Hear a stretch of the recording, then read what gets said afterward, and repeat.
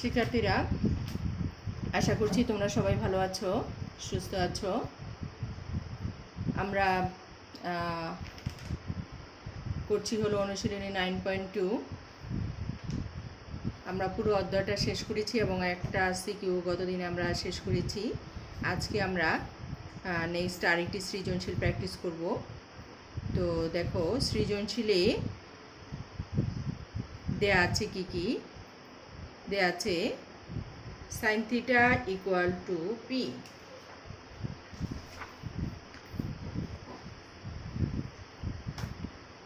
দেয়া আছে p equal sin theta, q equal cos theta, r equal দেয়া আছে tan theta, r equal tan theta। এইটুকুলো আমার দেয়া আছে। এখন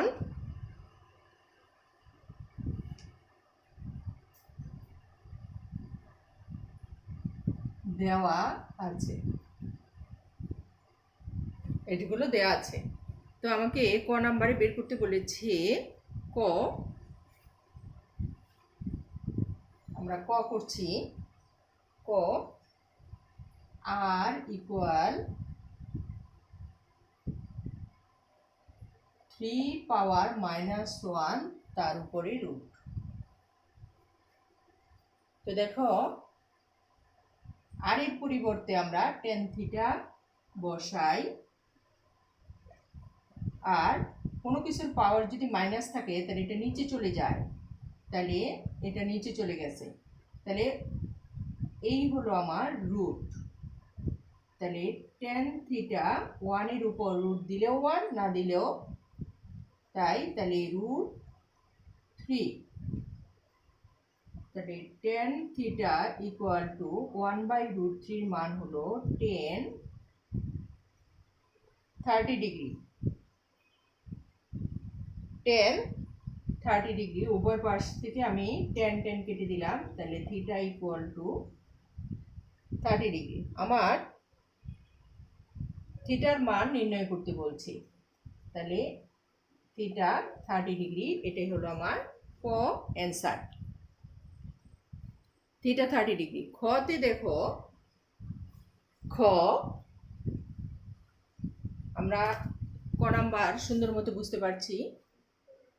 ক, আর ইকুয়াল টু দেওয়া আছে, সেখানে মান বসিয়ে দিয়েছি। মান বসিয়ে দিয়ে এবার আমরা খ করব। দেখো, খতে আমাদের কি বলেছে? p plus q equal to √2 হলে দেখাও যে theta equal to 45 degree. Theta equal to 45 degree. খ নাম্বারে এটা দেখাতে হবে। তাহলে আমার দেয়া আছে কি? p plus q equal to √2। p plus q equal to √2। আমরা p প্লাস p এর মান এবং q এর মান বসিয়ে দিই। p এর মান sin থিটা, q এর মান cos থিটা। তাহলে sin theta plus cos theta equal to √2। এখন দেখো, আমরা এরকম একটা ম্যাথ আমরা করেছি, সেটা হলো 23 নাম্বারে। ওখানে sin theta plus cos theta equal to 1 ছিল। যদি 1 থাকে তাহলে তুমি উভয় পক্ষে বর্গ করে দিলে হয়ে যাবে, কিন্তু এখানে √2 থাকার কারণে আমরা যদি উভয় পক্ষে বর্গ করে দেই তাহলে আমাদের ম্যাথটা ভুল হবে। সেই জন্য আমাকে এটা সাইড পরিবর্তন করে তারপরে বর্গ করতে হবে। তাহলে sin theta equal to √2 minus cos theta. এবার আমরা উভয় পক্ষে বর্গ করে দিচ্ছি। √2 minus cos theta whole square. আমরা উভয় পক্ষে বর্গ করে দিয়েছি। এখন দেখো উভয় পক্ষে বর্গ করে দিলে আমাদের কি আসে? আমরা এই sin স্কয়ার থিটার পরিবর্তে লিখতে পারি 1 মাইনাস cos স্কয়ার থিটা। আর এখানে আমরা সূত্র বসিয়ে দিব a মাইনাস b হোল স্কয়ারের সূত্র। তাহলে a মাইনাস b হোল স্কয়ারের সূত্র যদি বসাই তাহলে a square minus 2a b plus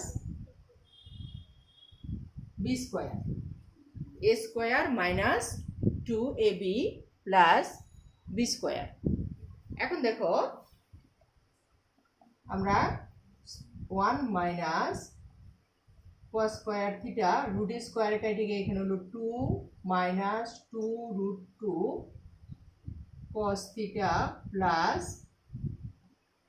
cos square theta. এখন 1 মাইনাস cos স্কয়ার থিটাকে আমরা ওই পাশে নিয়ে যাই, সাইড পরিবর্তন করে ফেলি। আমরা সাইড পরিবর্তন করে ফেলবো। তাহলে আমরা যদি সাইড পরিবর্তন করি তাহলে আমাদের কি হয় দেখো, এই পাশ শূন্য করে ফেলবো, ওই পাশে সবগুলো সংখ্যাকে নিয়ে যাব। তাহলে 0 ইকুয়াল টু, এটা 0, এই পাশ শূন্য করে ফেলছি, 2 minus 2 root 2 cos theta plus cos square theta minus, এটা মাইনাস ছিল ওই পাশে গেলে হবে plus cos square theta minus 1। এই পাচ্ছি আমি সাইড পরিবর্তন করার পরে। এবার দেখো আমরা যোগ করে ফেলি, cos square theta 2 cos square theta minus 2 root 2 cos theta, 2 থেকে 1 চলে গেলে প্লাস 1 ইকুয়াল 0। এবার আমরা সূত্র দেই, দেখো কি সূত্র পড়ছে।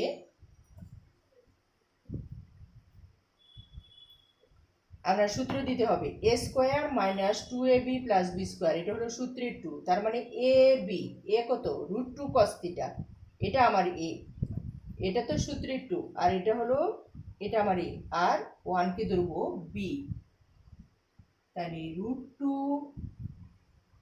cos theta whole square minus 2 root 2 cos theta, এই হলো সূত্রের 2, এই হলো a, এই হলো b, এই হলো plus b square equal 0।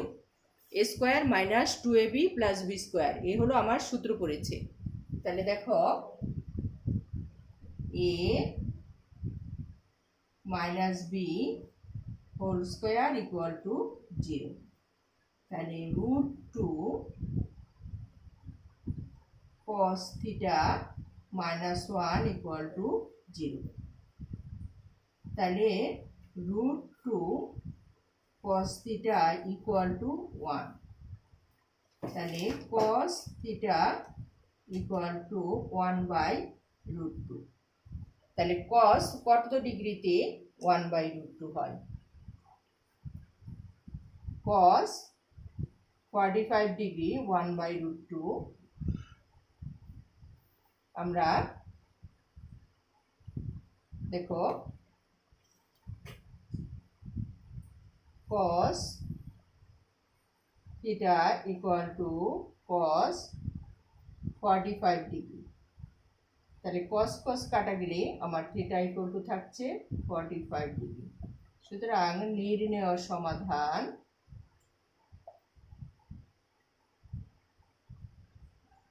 Theta equal two, নির্ণেয় সমাধান না, আমার এটা প্রুফ করতে বলেছে, থিটা 45 ডিগ্রি।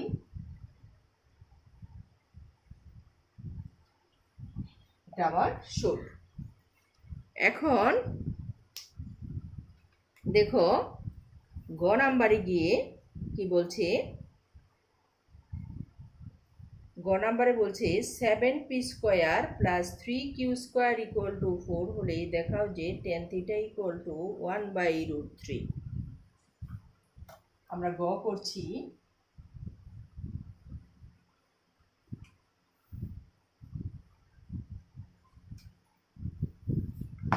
গ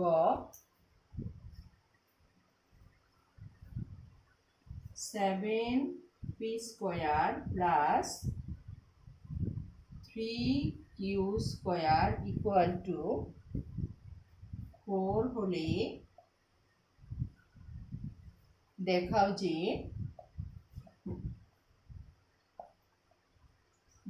যে tan থিটা ইকুয়াল টু 1/√3, এটা দেখাতে হবে। তাহলে আমাদের এই পাশ থেকে এই অংশটুকু বের করতে হবে। আমাদের এখান থেকে দেখো আমরা লিখি, দেয়া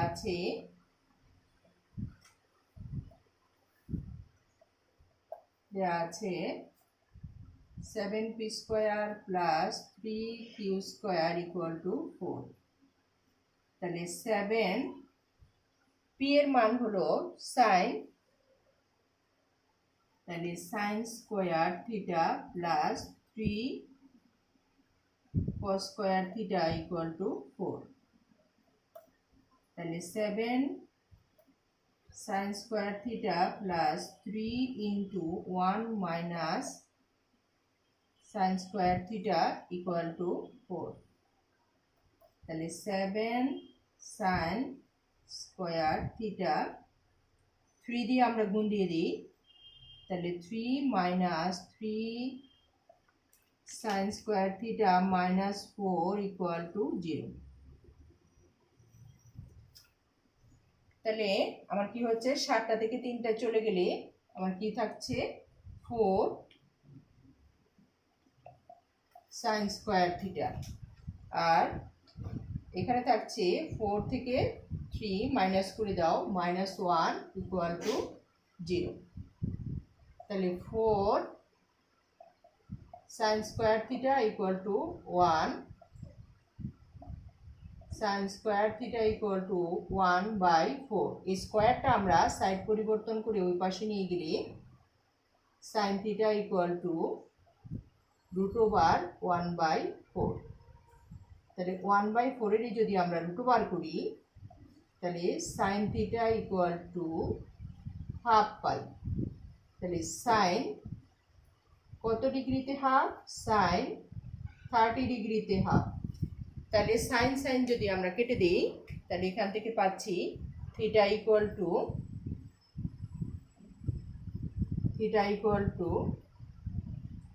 30 degree. Theta equal two 30 degree পাচ্ছি।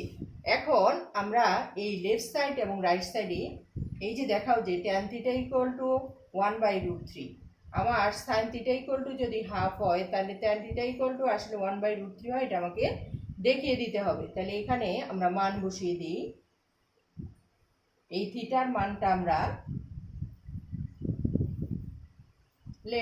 লেফট হ্যান্ড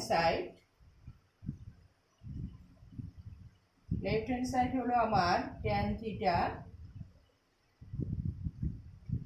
তাহলে ট্যান থিটার মান হলো 30 ডিগ্রি, ট্যান 30 ডিগ্রি হলো 1/√3 equal to right hand side.